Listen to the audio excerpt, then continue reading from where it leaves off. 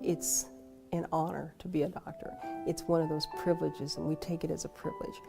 While 40% of the nation's population is minority, less than 7% of physicians are minority. And that's the same percentage as during the Flexner Report of 1910.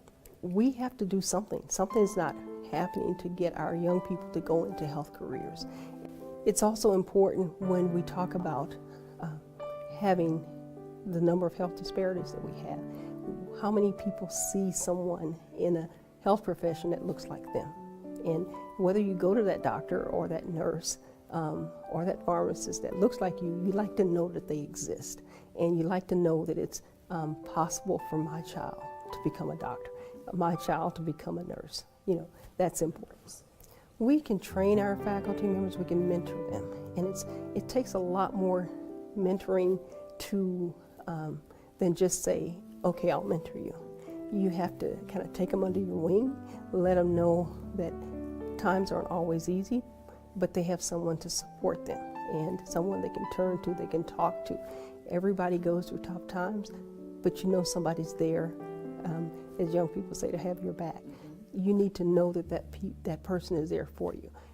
The environment can be made to be easier. It's tough in medicine, it's tough in health careers, no matter what.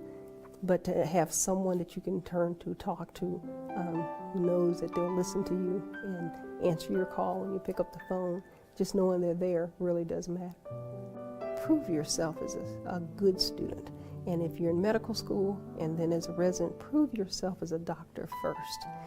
That is so important. That legitimizes everything that you do to make sure you're good at what you do. Your patients deserve the best, and you should be doing the best for them. Even when you're in undergraduate school or taking organic chemistry, do the best you can, because 10 years from now your patient's going to hope that you had it. So do it well and be proud of what you're doing. If it's tough, take it again, but make sure you do your best because your patients deserve that.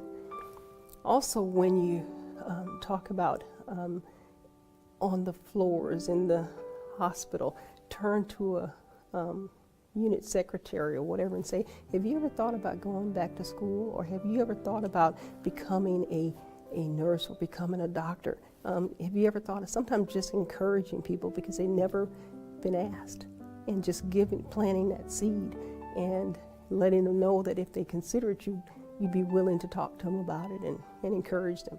Just give them that spark.